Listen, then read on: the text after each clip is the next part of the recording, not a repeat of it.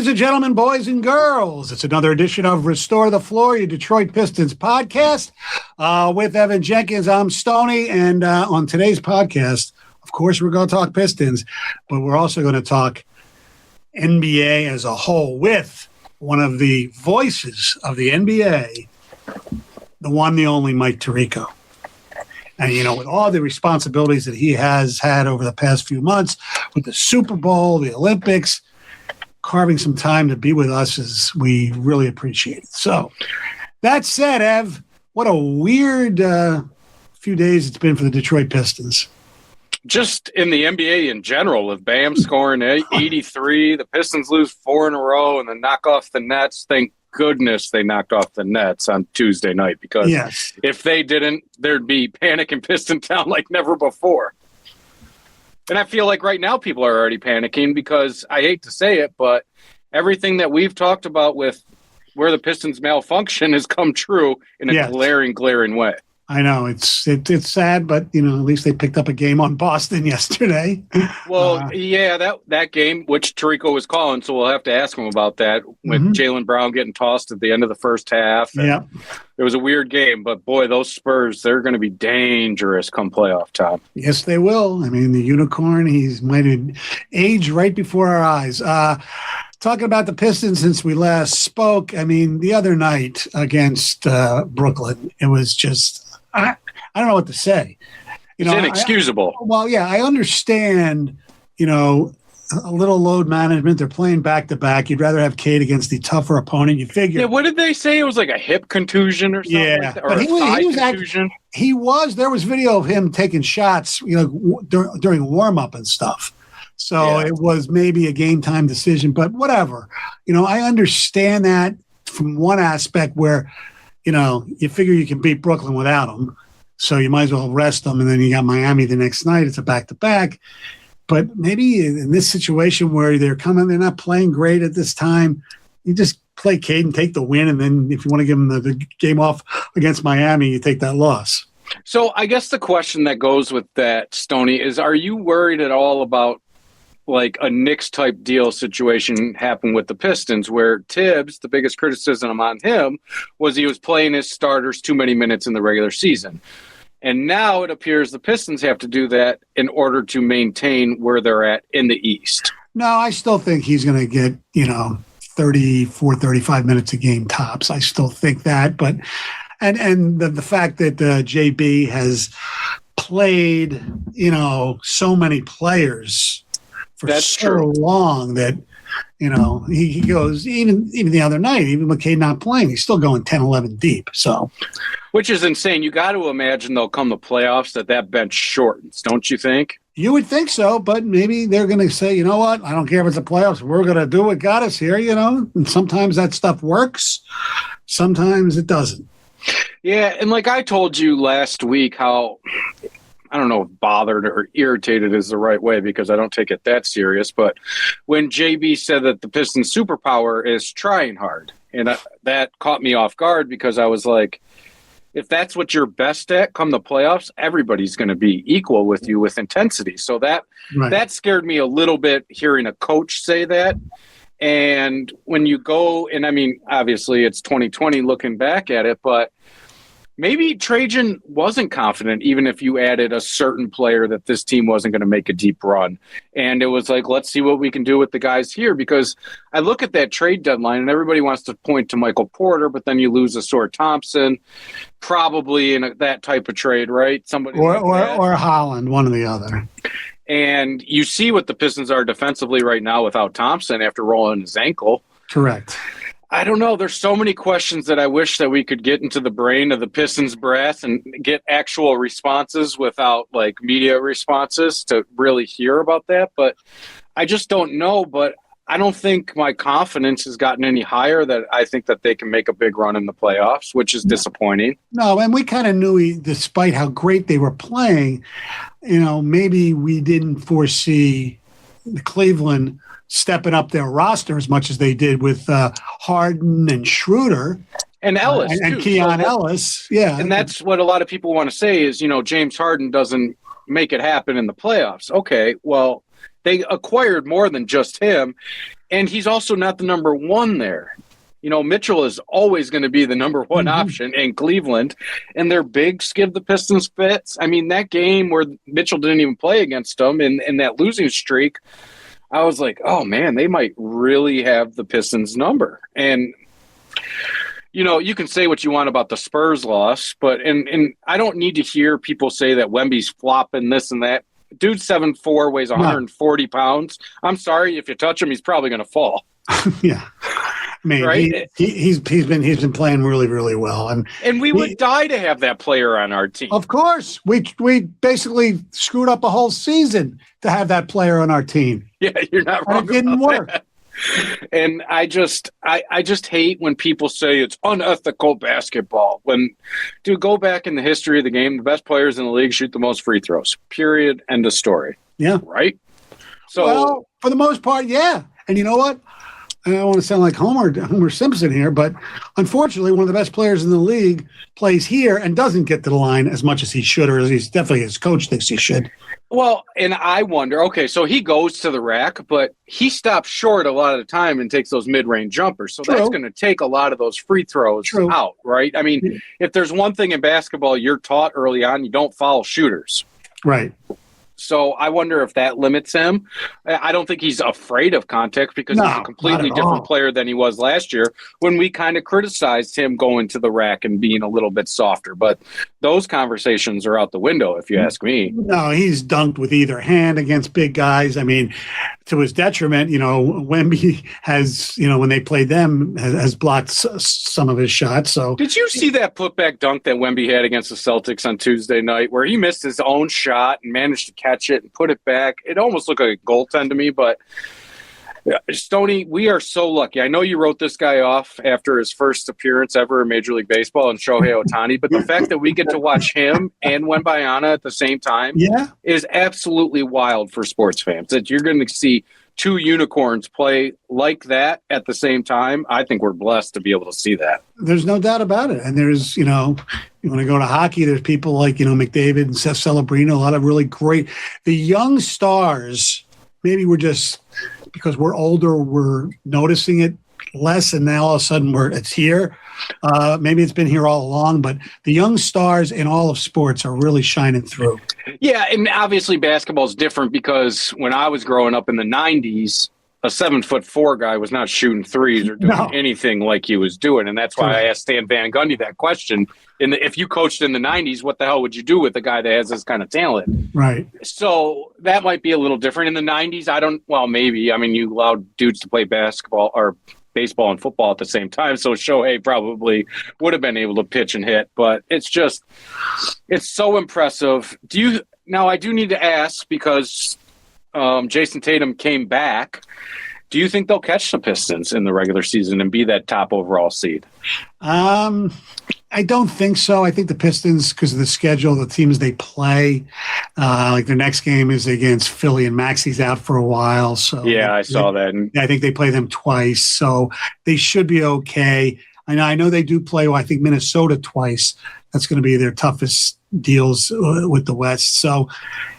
And they don't play the Celtics again, I don't believe. So, and boy, do they need to beat the Wolves to get those draft picks. Yes, you know what I mean? Because the pick flop, the swap. Yeah. So that would be nice. Yeah, and Minnesota lost the other night. Yeah, and listen, are they coming here? Do you know that offhand, Stoney? Because if they are, go see Anthony Edwards playing in person. He's phenomenal. Yes, he is. And what do you think about the conspiracy theory that he's actually Michael Jordan's kid? Have you ever seen that? No. Yeah. People say that they look alike and they play alike, and I guess Anthony Edwards doesn't know his father or something along those lines. Hey? Wow. But no, it's not. I mean, there was another. I forget who the other NBA player is that people thought that he was Michael Jordan's kid too. It's like, come on now. We've seen his actual kids play basketball. I know. Well, maybe they had his mother's genes for that. Yeah, they had Juanita's genes. Mm-hmm. Yes, I know her name, Stoney. That's okay. Believe me. I knew Julius Erving's wife was turquoise. So okay, it's okay. You're her name is turquoise. Yes. And Chauncey's wife is Piper. Exactly. I always remember her, too. Bam's 83 points, Stoney. I think we have a different opinion on that. I think it's the only thing I didn't like about it was that Miami was doing things they were fouling so they could get extra possessions to get him the ball more. I have no problem with Washington. They were trying to stop him. They just kept fouling him. I know. But you don't do that if you're the Miami Heat. The same damn league where we've seen players like Ricky Davis miss shots on purpose to get a triple-double. And well, I know. I mean, they had. I remember Anthony Bowie against the Pistons when he played with Orlando. Doug Collins went crazy. I think it was about a triple-double or something. So I heard the guys talking about it in the bullpen, and when Mateen Cleaves set the record for assists in the Big Ten, he did it while being up 50 against Michigan. So it's like you look at it. It's a personal record. Next week, are we even going to be talking about Bam scoring 83? Like, I don't understand why it irritates some people. Well, here's why it does. And this has nothing to do with the irritation for me. I had said the only thing I didn't like was the intentional fouls. Okay. What irritates some people is because of who he passed. People still treat Kobe like he was the greatest player that ever lived and the greatest human being that ever lived. Well, let's go in the Wayback Machine and go look at that Raptors team that was awful. I know. And also the rest of his team, they scored 40 points combined. Right. So they were trying to get him. They were trying to get him the ball. 100%. But they weren't fouling Toronto, if I remember correctly, to get him the ball. Now, I also think that has a big thing to do with it. I also think people are pissed because it's a big that did it. No. I do, because it's not your sexy scoring like Kobe would do with fadeaway jumpers. Right, and it's not Bam's been a very good player, but he's not a superstar. And I think if it was Luka, it would be. I think he is a superstar, man. He's on Team USA. He makes every All-Star game. Like he's a star. He's not a superstar. It can be debatable. It's semantics. It totally is. I totally get that. But I look at it and I thought, so I was watching the World Baseball Classic on Tuesday night, watching the U.S., and then they ran something on the scroll on the bottom, and it was like passes Kobe Bryant. I only saw the end of Bam's name, and I'm like, no, I'm looking at that all wrong. They must be doing like a hypothetical or something. And then I saw it on ESPN, and I was like, oh, my God, he actually did score 83 points. But then you go back, and you're like, Kelly Oubre is talking crap because Joel scored 70 in 3 quarters and didn't play the fourth. That's more impressive. Okay, well, what would he have done if he played in the fourth? I don't know. You guys decided to take him out. Right. Donovan Mitchell scored 71 points. I'm going to guess a lot of people forgot about that. And it's like, in the grand scheme of things, in a world of personal accomplishments, it was awesome for him. I thought it was awesome that his girlfriend Asia Wilson is sitting there next to him at the podium, and she holds the WNBA record for points in a game with 56. That might have been why he did that. I don't know. Well, okay, is there anything more impressive than taking your girlfriend to go watch you play your sport and then go break the well, that's the thing that I was arguing too. I'm like, it's not like it's a record. He just scored the second most all time. Now, we can debate on whether or not Wilt actually scored 100 points, since I don't know if there's anybody alive that ever even saw. Is there anybody alive? Like, you know how Michigan State brought out Jackson Kohler's grandfather? He was one of the 12 remaining people from the Pearl Harbor bombing. One of Wilt's best friends, this guy whose father, I think, was like a part owner of the team, passed away the other day. I saw that. So there might be a few. I mean, not only, going back to that game, so to speak, not only was it, Philly and the Knicks, but it wasn't even played in Philly or New York. It was played in Hershey, Pennsylvania. And, there's chocolate money there. Yeah, I know. It's just that whole thing. And by the way, speaking of records and Wilt, later this week, SGA is going to break Wilt's record because he's already tied for consecutive games scoring 20 or more points. Which is kind of crazy that, like, Jordan and LeBron and, like, those guys aren't there. I mean, LeBron's big claim to fame this year was what? It was scoring 10 points, and then that was broken in a certain game. Yeah, but to score 20 for as long as he has as a guard, dude, is awesome. Right. Look, I'm biased because of, where Wilt's from. He went to the same high school as my dad and all that stuff. So I'm biased. But when you look at some of the things that Wilt did during that streak, there was 17. He had 17 back-to-backs. There were, I believe, 5 back-to-back-to-backs, and there were 2 back-to-back-to-back-to-backs and 2 back-to-back-to-back-to-back-to-backs. So, yeah, but he was playing against 6'2" centers, dude. No, he wasn't. They weren't 6'2". That was only against my father in the alumni game. No, he was playing against Darryl Emma. I know. I'm busting balls because people that are big LeBron fans say that Michael Jordan only played against plumbers and stuff. This is why you can't compare eras because no, you totally can't. They played so many back-to-backs. They would take trains. They didn't have, the cushy, planes and things like that. So yeah. You're absolutely correct that you can't combine eras because you could tell me Michael Jordan scoring 69 in the Garden in a loss is more impressive than Bam scoring 83 in a win in a meaningless regular season game, right? Or you could tell me this, that, or the other when it comes to scoring. But I just think the people that are like pissed off about it, you're just pissed because if they pass Kobe Bryant, and I'm 100% with you there. Yeah, it's all because it's Kobe. If he would have passed, I don't know, John Drew or somebody like that who got hot one game, you know what I mean? But that's the thing. I mean, I remember growing up when David Robinson scored 73 or something like that. I was like, oh my God, that is incredible. Mm-hmm. And it's just not something that's talked about. It's not even, you're not breaking a record. One guy here at the radio station was like, but it is a record. It's second most. And I'm like, nobody celebrates. That's not a record. That's like a banner for being like AFC champion runner-up, that type of thing. Right. And okay, so I have a question about that. Yesterday, the Big Ten Awards came out and they do honorable mention. Just leave my name off. I don't need to know that I almost made the cut, but didn't. Yeah. Like, is that the most gratifying yet insulting award? I think players like to hear their name and see their name that they weren't forgotten. But forgotten at the same time. Yeah. By the way, Evan, you brought up David Robinson. Yeah. Do you know David Robinson, one of his teammates in college at Navy, was Michigan State assistant coach Doug Wojcik. Oh, really? Mm-hmm.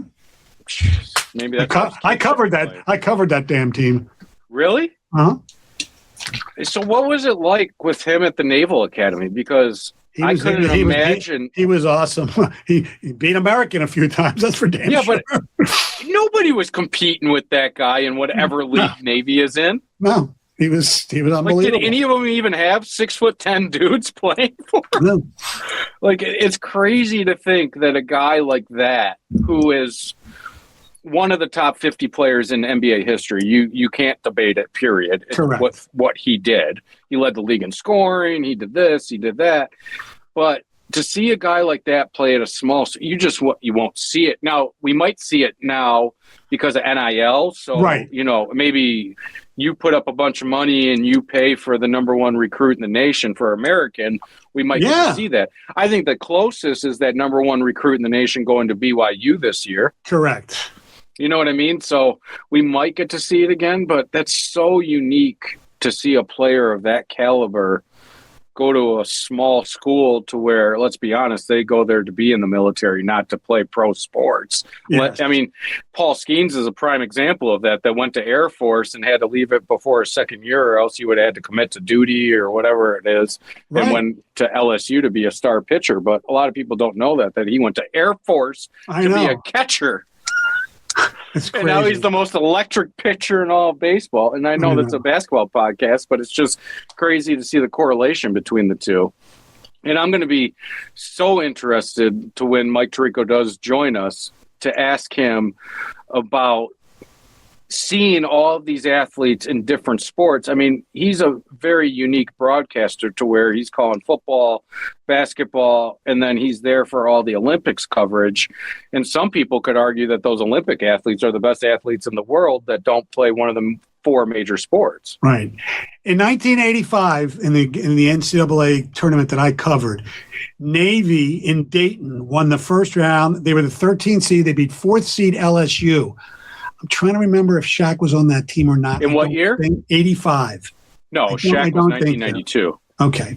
Shaq played. He was the first pick in 92 draft. Yeah. Okay. So they upset LSU, and then in the next round they lost to Maryland and Lenny Bias.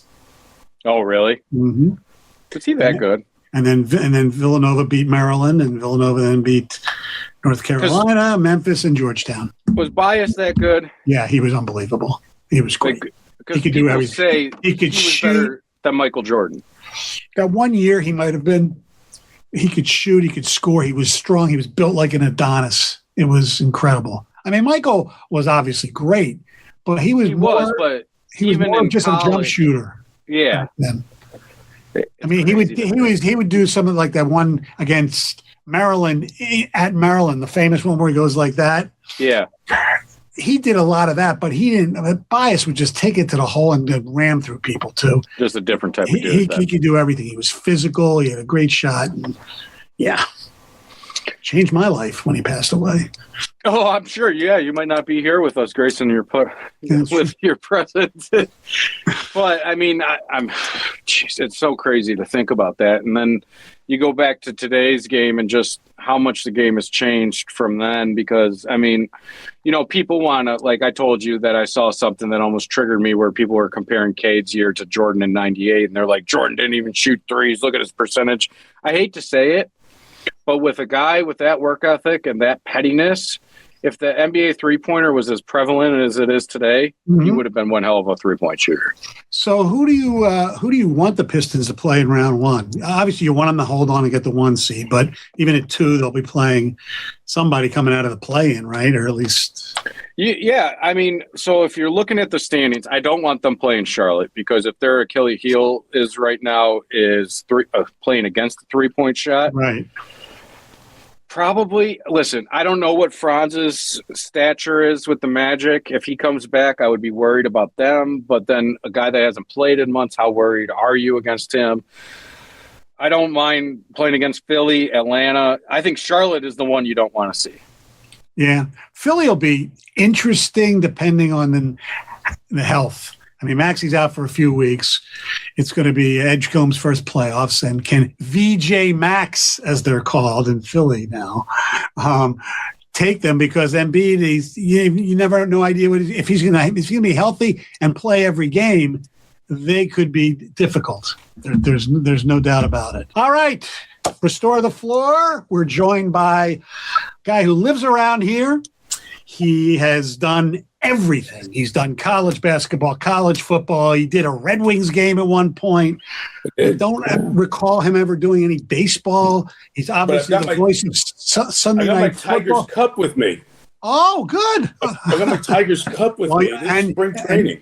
And you're a big Tiger fan. I do know that. You, a previous guest on this show, Stan Van Gundy's still a big Tiger fan. Yes, he is. But, of course, the voice of Sunday Night Football, the Olympics, you did a great job at the Olympics. And now the voice of NBC/Peacock, NBA, Mike Tirico. How are you? Are you rested at all? I am very rested. I am. I got playoff preparation. You guys know that Coach K at Duke did an amazing job with scheduling to get Duke ready for the NCAA tournament. And what he did was they'd play a neutral site game, but then they'd play a game like in December. They'd play Friday, Sunday to get ready for the tournament, right? And John Shire still does that. He did it this year. So against Michigan, he did. Yes, right. So I'm just coming off a Friday, Sunday, like we did Sunday, Tuesday in San Antonio in the same city. I'm like, this is a reminder what the playoffs are like. You stay in one city, you're down deep on one team. So I am fresh off of that, deep into playoff mode, even though we have a month until we get to the postseason. So I'm ready for the NBA run for sure. Okay, so I got to ask about the game from Tuesday night. There's a guy in our building, the game from Tuesday night, the Celtics and Spurs. Yeah. Mike Valenti, who works with us here at 97 won the ticket, is irate that Jaylen Brown got kicked out of that game. What does that do for the fans? He said he instantly turned it off, didn't want to see it, blah, blah, blah. Now, that's a classic overreaction from our friend. But as an announcer, when you see that happen, how do you feel? Well, Mike's, as you know, Evan, Mike has never overreacted to anything. So never. Now, in the 20 years I've known him, never. This marks the first time on March 11th of 2026 that Mike overreacted to something. I love Mike. I love Mike.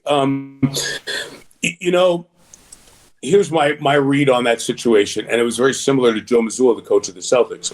There are three officials in the game, as everybody knows who's listening to this podcast. You got the crew chief, you got the referee, you got the umpire. And that's the pecking order. And even in the league, the way they say it is the umpire, you call your area. The referee, you call your area and you help. And the crew chief, you call everything. And I think Tyler Ford, the crew chief, he was the one who had the non-foul call on Jaylen Brown.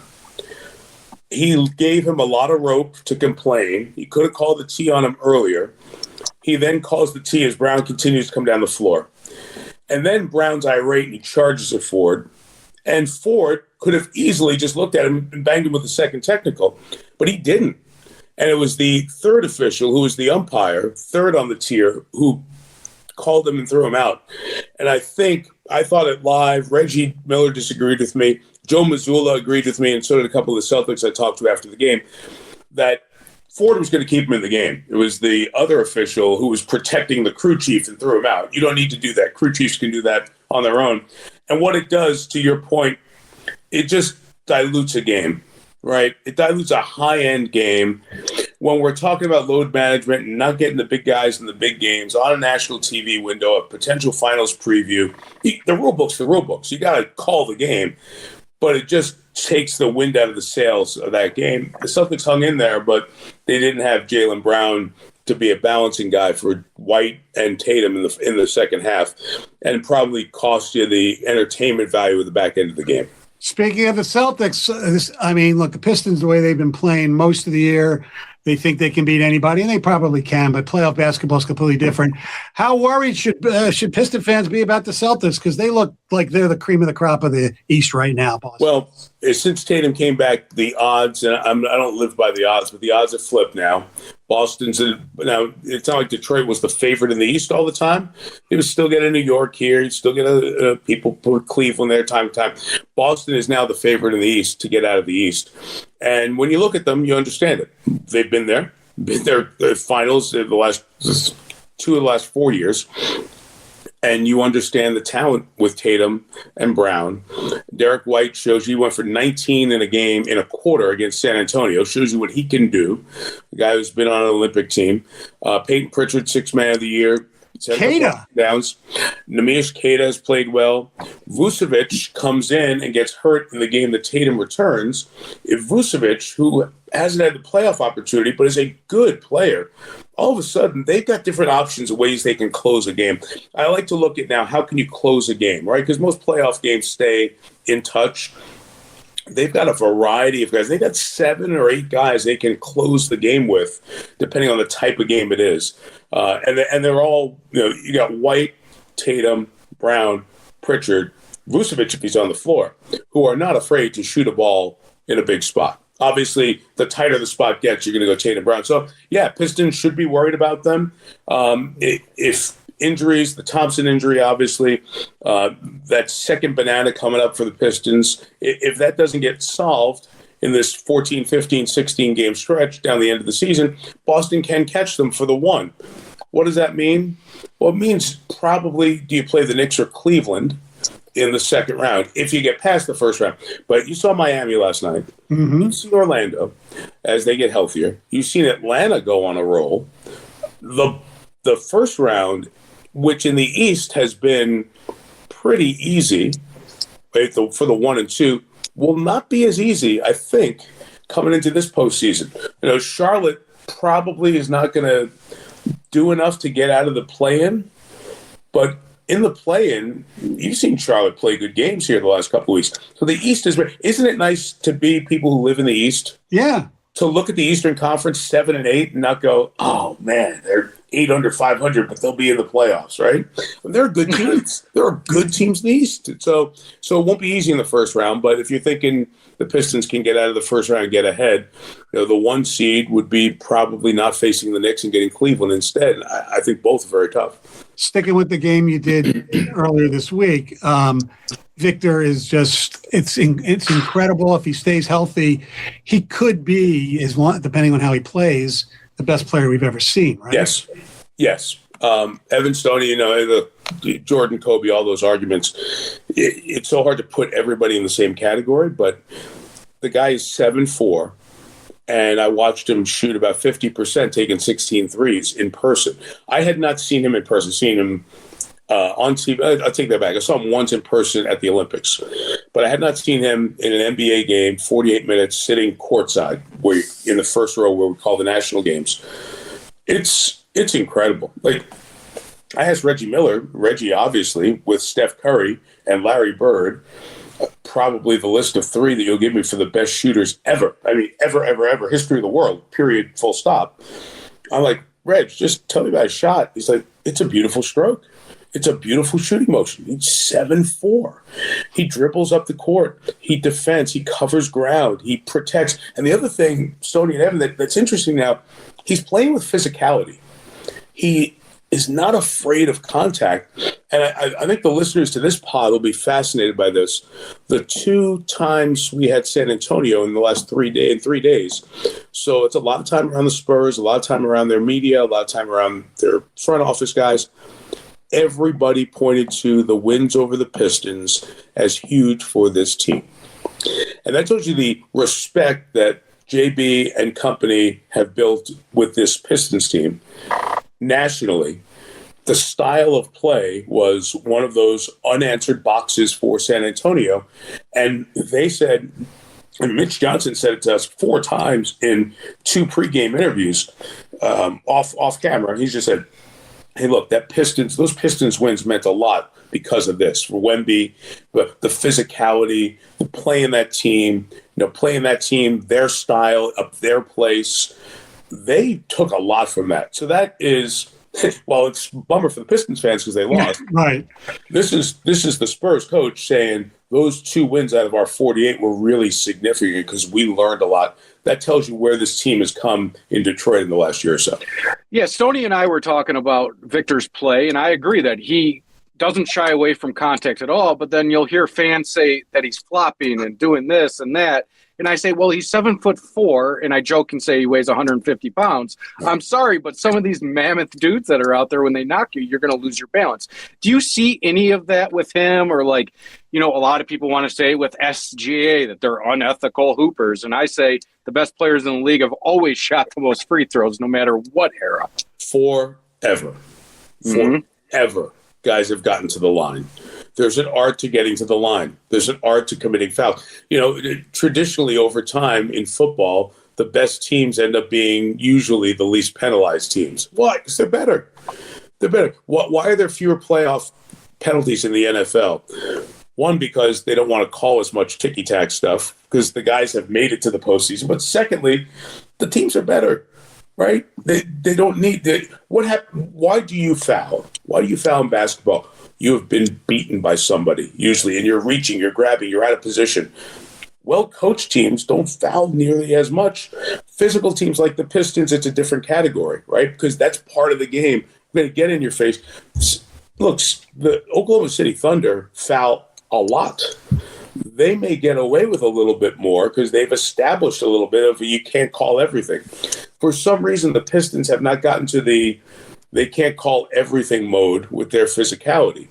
And that's why the type of their adjustment to the type of whistle they get will be important within playoff series and the read of that. And hopefully the experience for them of the Knicks series last year will help them with the read of how the game's being officiated. But to your direct point, the best players in the league forever have gotten themselves to the free throw line and learned how to do it. And Victor, by being 7'4", there's a lot of arm to show contact, right?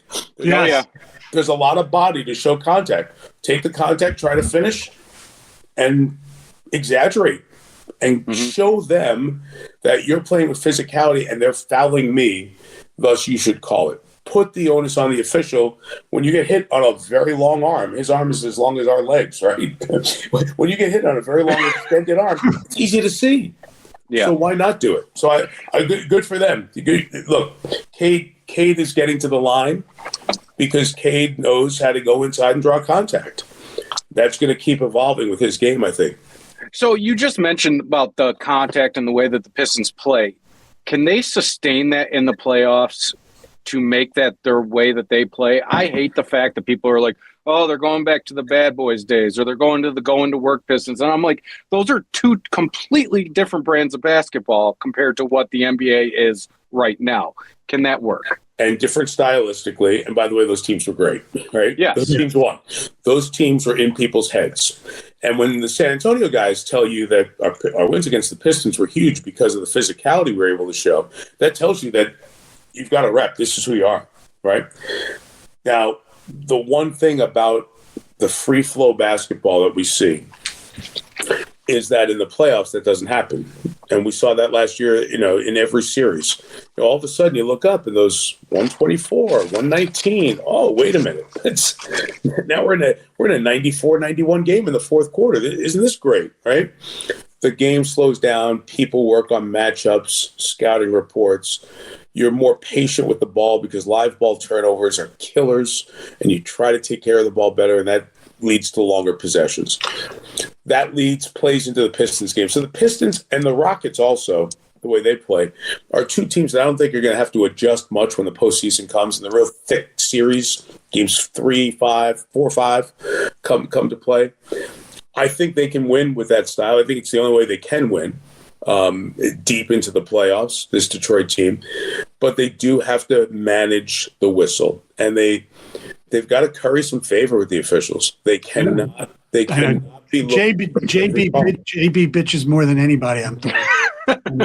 And it's a fine line of when do you earn respect and when do you benefit from that respect, right? And JB's kind of proven now with this team.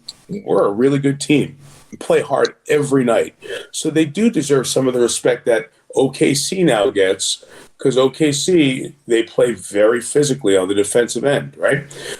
These teams know that that's where games are won. The defensive efficiency ratings, I don't want to get all stat nerdy, but my God, 9, almost 10 full years out of the league, the jump in analytics is so significant to the more mainstream. And you just look at offensive and defensive ratings, efficiency and pace and all that stuff. The defensively efficient teams are the better teams than the offensively efficient teams when you look at the corollary in the standings. And the Pistons obviously right at the top there with Oklahoma City on defensive efficiency, and San Antonio's third. Those are the 3 best records in the league. And Boston's not too far behind, and they're 4th best. So that's their style. They just have to manage the whistle. And I think being around and having 2 All-Stars now, you get some experience and you will get away with some physicality. But when you realize, wait a minute, there's a free throw imbalance, and all of a sudden the second half, the whistles are going to come quicker, that means foul trouble on a team that doesn't have the depth to go 8-9, or you don't want to go 8-9, 10 deep in the postseason. Your rotation shrinks. To me, the biggest concern with them, with Detroit, is there enough shooting, right? Yeah.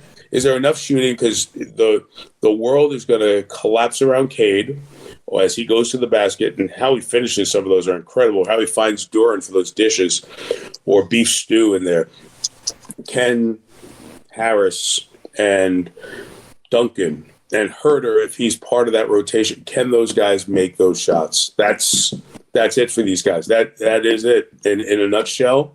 I mean, that could get them in a sticky first round. If it's going well, it could take them all the way to the conference finals and maybe beyond.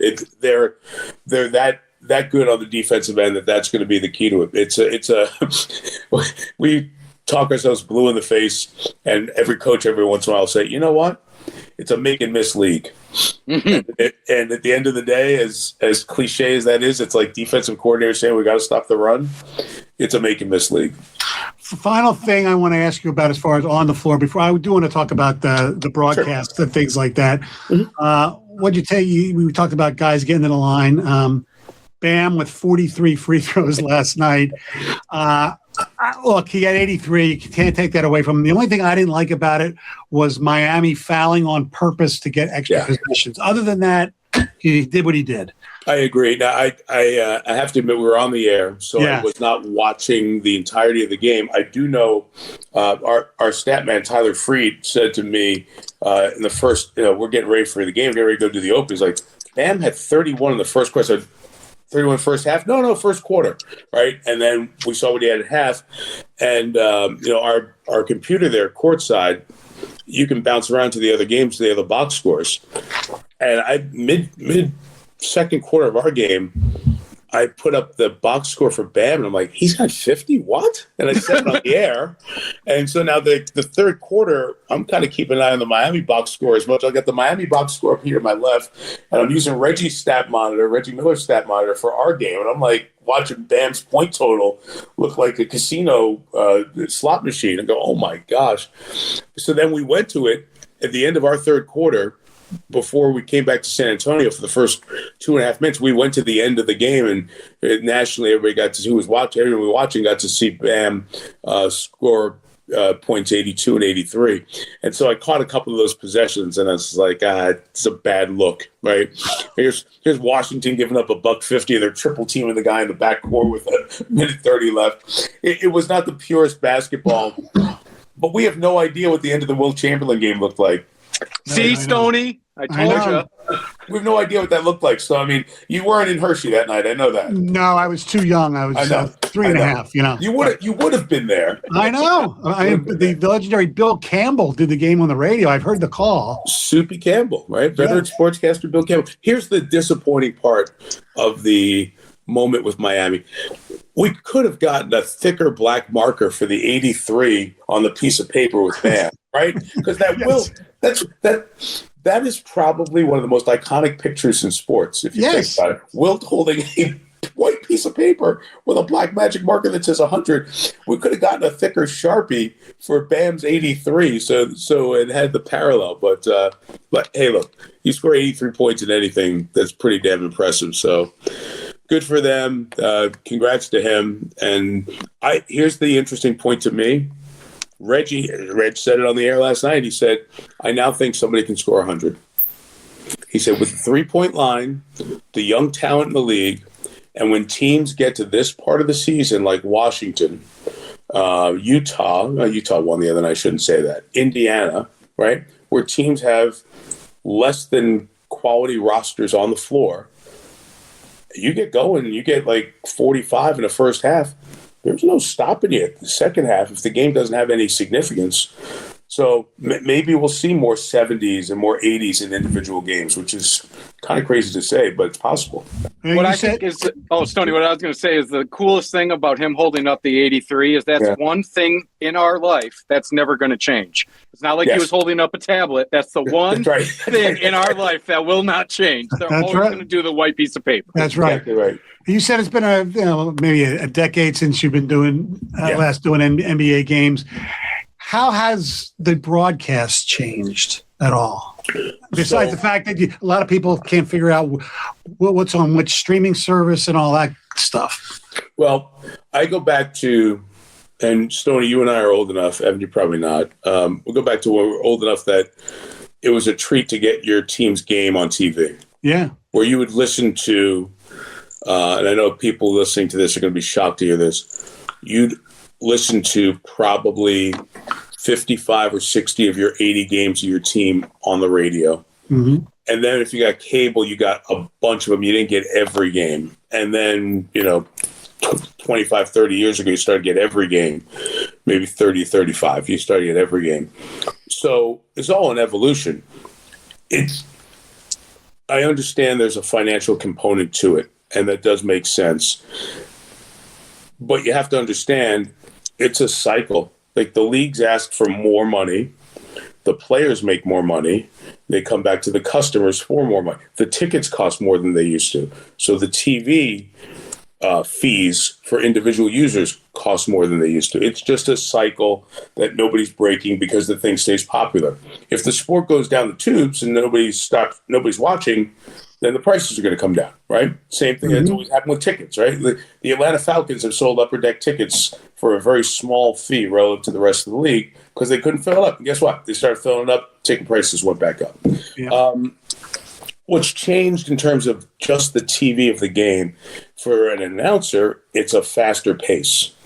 Now that we're averaging 108, 110, 111, 115 a game per team, I go back to the San Antonio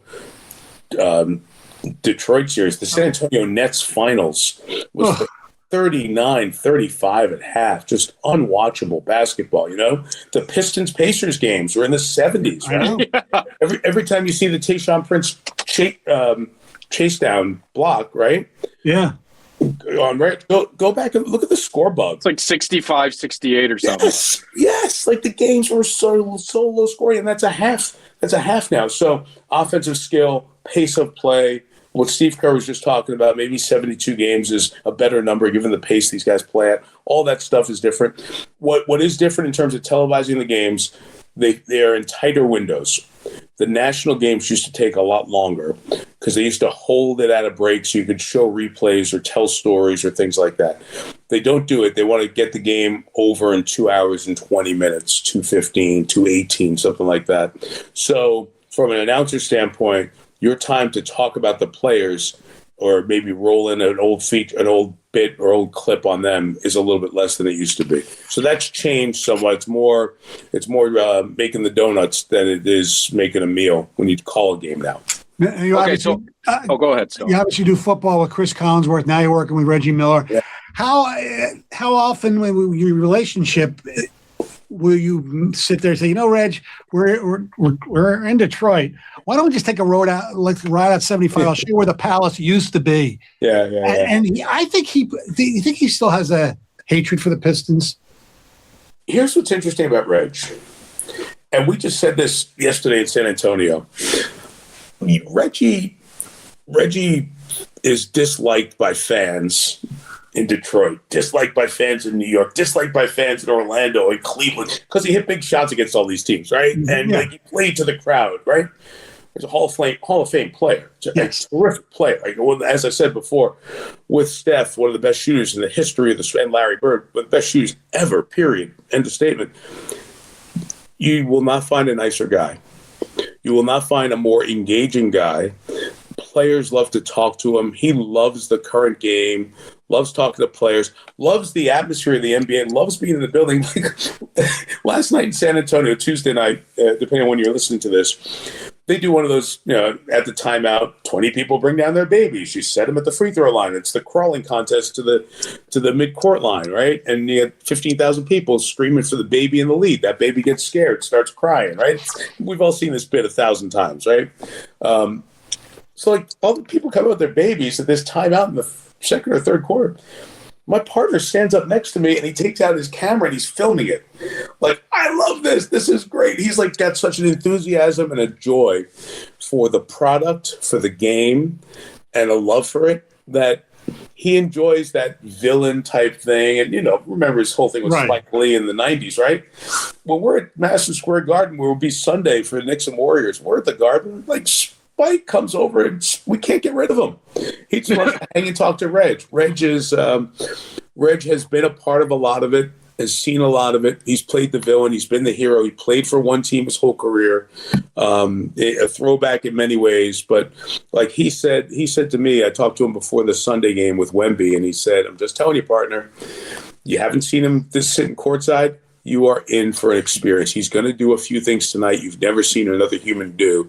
And he said, it keeps me coming back. So I think Reggie loves to play the role of villain, but he loved like the Pistons brand of basketball and what those series were like and going against those teams. He absolutely loved it. So we were reminiscing about the old Alamo Dome yesterday when the Spurs played. So every time we go to a city, the building is new from when Reg played, when I started calling the league, other than the Garden. And so, if we end up coming through Detroit for the playoffs and I start talking about the Palace, Reg will talk about all the things of the Palace he loves. Like he loves when Mason gets the fans wound up, and we'll be like watching a highlight. He's like, Detroit basketball, man, there they go. So he's all into it. He loves the role that he played and that he gets to play still in the NBA. All right, so I'm a 90s kid. I grew up here, Detroit area, and the biggest fan that I was of anybody is sacrilegious around here, and that's the guy that you brought in for the first couple games and you talked to him, and that's Michael Jordan. Mm-hmm. Am I going to get to see him in the playoffs, or is he too busy doing NASCAR right now and he doesn't have time for you guys? He's too busy winning NASCAR races, right? It's crazy. It is crazy. I hope he sits down and does another one with us. You know, people were critical of us laying it out during the season. The thought was if you laid it all out there in an hour, you wouldn't appreciate Michael talking about these different things, and Michael talking about the Olympics and the international stars and all that stuff. Every time he talks, people tweet about it or social media, because he hasn't spoken that often. So you could do one of two things: either roll it out for an hour and then it's gone, or make it last. And we chose to make it last, and people can agree or disagree with it. But I'll ask you this: when Michael Jordan's on the TV talking about basketball and it's something you haven't heard him say before, do you stop and listen? Probably. So that's pretty good business at the end of the day. It was a treat to sit and talk to him. I absolutely loved it. Like I said, I grew up watching NBA Inside Stuff on Saturday mornings with Ahmad Rashad and Summer Sanders, and then watching those games. But you guys did like a retro broadcast last week or the week before.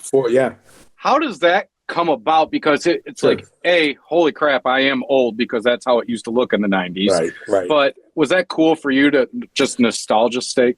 And I wasn't a part of it. I sat at home and watched. I watched Costas and Doug Collins and Mike Fratello and Hannah Storm and PJ Carlissimo and Isaiah work the broadcast. It's awesome. It's just really cool. And let's think about you. Let's think about Stoney. Let's think about me. Let's think about the people listening. Like, how often do we talk about MJ? How often do we talk about the bad boys? Yeah. How many times have I gone to my son who's in his mid-20s and like, you think that's a flagrant one? You should have seen Lambeer. Right? You should have seen Mahorn. Like, let me go find Celtics Pistons Game 7 from the Garden in Boston, and I'm going to show you Larry Bird getting knocked out cold and coming back in the game, no concussion protocol. And the Pistons guys stay in the game with these fouls. It's a common foul. There was no flagrant 2 or 1 or upgrade or review in Secaucus, right?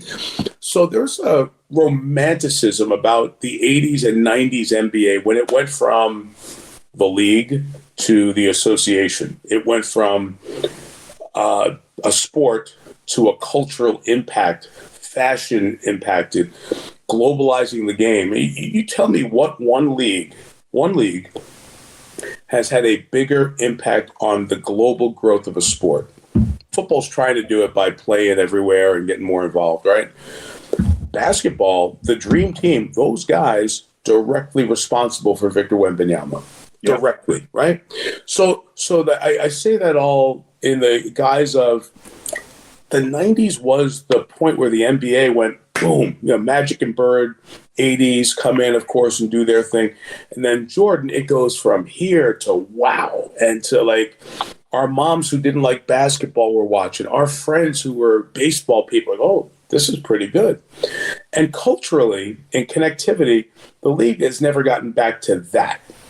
And it's probably because Jordan's one of those singular athletes in our lifetime. But to turn the clock back and relive some of those, give you the good feels. Mm-hmm. So since we were, it wasn't we back then, it was the NBA on NBC. I wasn't there. Since that group was such a part of building those feelings and relationships and thoughts, and the theme music brings you back, and the etching of the peacock logo, the splitting of the hardwood floor and seeing the NBA logo. If it's in our shop, why not bring it out? And people have loved it and have enjoyed it. So lean into it in creative ways that don't take away from the game. And you know what's kind of cool about that? To hear Doug Collins talk about watching Wembanyama. Like Doug Collins, who played in the '72 Olympics. Yes. One of the most famous games in the history. I cried like a baby. Right? I cried like a baby. So to have Doug now, 50-plus years later, see the next great thing to come along in basketball and be able to tell you from his perspective about it. By the way, Doug sounded great doing that game, too. Yes, he did. Awesome. He's awesome. So that's why I think it's cool, and that's why I think it's fun. And leaning back into those things has been really neat. I will say to you that sitting with Michael, I went down twice. Once just to talk about what we were going to do with our production group. It wasn't just me. But sitting there and just shooting the you-know-what after we shot the piece and talking basketball with him over lunch was like one of the coolest things I will ever do. More importantly, did you play golf with him? I did not. His golf course was being redone at that point. So I have a rain check on that. I hope to cash in on that at some point. Grove 23, Stoney. Go look it up, man. It's amazing. It's cool. I mean, like we should all have like 8 hours of our life where we can be like Mike. It's so damn cool. I'd trade a year for that. Yeah. And for me, I got my first pair of Jordans out of the whole thing. So really? Yeah, I'm not a sneakerhead guy. I don't collect them. I just wear my shoes and do my thing. But I got 2 really nice pairs of Jordans out of it. So how does that work? He just brings them with him? I asked the person who runs stuff for Michael. I'm like, hey, just let me know what kind of shoes Michael's going to wear, so this way I can at least look like I fit in. And she's like, how about we get you a pair? It's not going to be the pair Michael's wearing. I said, I know that. I didn't want to do that. She's like, well, we'll get you a white pair of Jordans. And I got them, and I wore them. I wore them opening night. I did our opening night game, and the opening night of the playoffs, I will wear my Jordans as well. When's your next time or first time doing an NBC game at LCA? You know what? It was funny. Like, we didn't have many Sunday or Tuesday options with the Pistons that have fit into my schedule. So I don't know if I'm going to get one until the postseason, and I hope I get one in the postseason. It would not be the worst thing that's happened in my life. We have the Western Conference Finals. Oh, that's right. Year. Yeah, which, if you think about it, San Antonio, Oklahoma City, Denver, Lakers getting hot again, Minnesota. Give me any of those in any combination. And Houston, I forgot Kevin Durant. My gosh, give me any of those 6 in any combination. It's an amazing series. And like Oklahoma City, San Antonio, 2 super small markets, will feel like you're doing an NCAA tournament game every night with the way those buildings are and the enthusiasm and fans standing. So I'm kind of bummed with the Pistons doing well that I'm not in the East this year, but it's a healthy year to be in the West, no matter what we end up with. Final thing from me. Actually, 2 things. Number one, the Lions right now before the draft, free agency. How do you think they're going to do? I'm sure you'll probably be at a game this year. Yeah. And I'll ask you my other thing. Yeah, we didn't have a game at Ford Field last year. It was kind of a bummer. I'm sure we will this year. So it's weird, right? Because your free agency happens really quietly in a boring way when you extend the guys you drafted, right? And there is no sizzle when everybody's having Christmas and you're having Groundhog Day, right? Like everybody, we got this guy. Hey, we traded for this. This is great. And you're like, yeah, we got Isaiah Pacheco, and we lost Roy Lopez, and they're transactions that aren't at the top of the ticker, right? But they're really important. They're really important because, okay, you lose Raymond. What does that mean? It's a slog. You're number 3, man. That's it. You're number 3, and I'm going to have to fill behind you there a little bit, right? Maybe the 2 rookies who made the team last year, like Meeks, maybe one of those guys becomes the 4. Maybe there's a kick return. So you got to start, roster construction if you're Brad Holmes that is done by the reality that you had some really good drafts, and you got to pay for them. Now, Linderbaum's contract reset the center market to an almost nuts play. Centers and guards are making more money than ever imagined in the league, which does tell you one really important thing. If you can protect the pocket, if you can protect the quarterback, I don't care how mobile he is. When Kansas City won, Mahomes' pre-knee injury, like they had 3 guys inside, the center and the 2 guards, who were terrific. And that was like a wall. And he could stay in there as long as he wanted to wait for Kelsey or wait for something else, or those guys could run block inside, right? And then use their speed to get to the outside. that interior is now so vital to teams that, okay, you add a center from Carolina. Is that a great pick?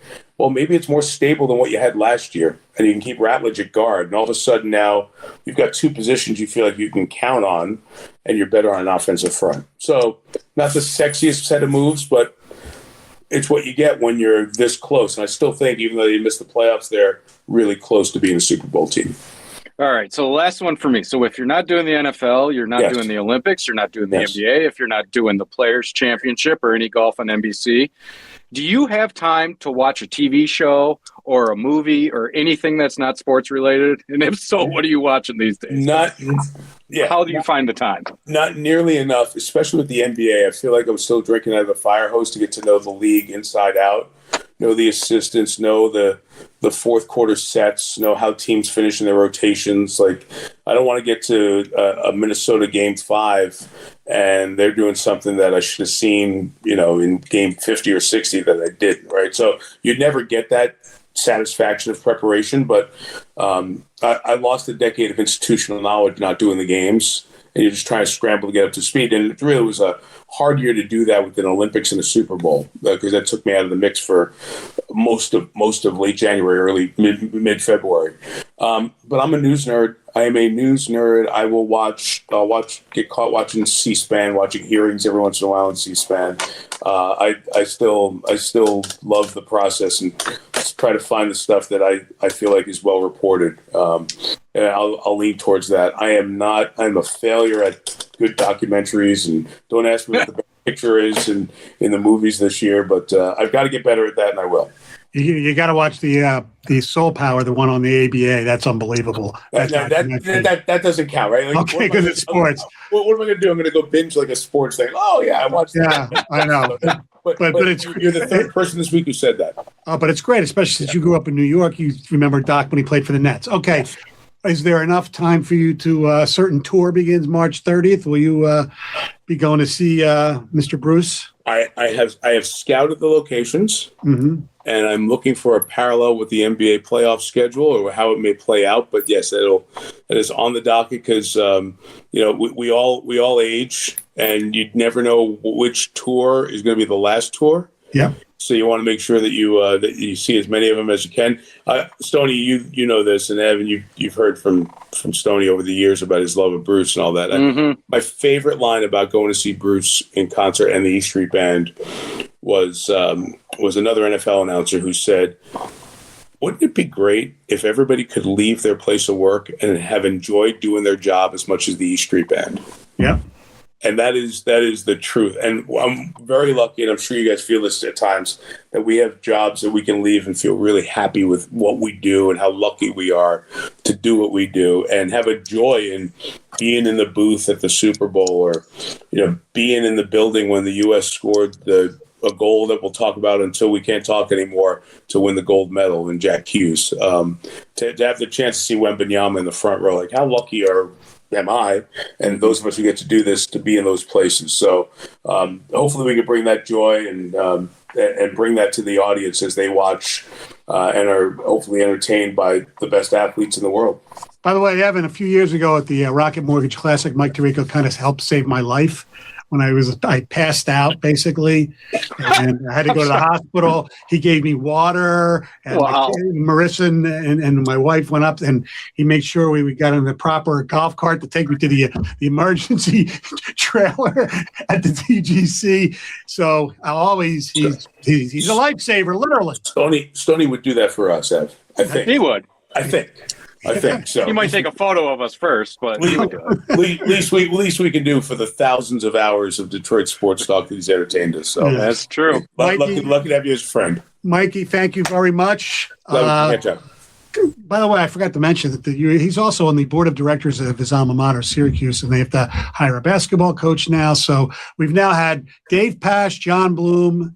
And we haven't had Diesel on, but Mike Tirico is the most famous. We got to have Dave Bing on one day. You have to. I was just going to say, you have to have two others. You have to have Mayor Bing on, and you have to have Noah Eagle on. Noah is awesome. Noah calls so much NBA and is an NBA nerd. So for this purpose of this pod, Noah's a great guest as well. But you have to have Mayor Bing on to talk about Pistons games at Cobo. That'd be so cool. It was so cool.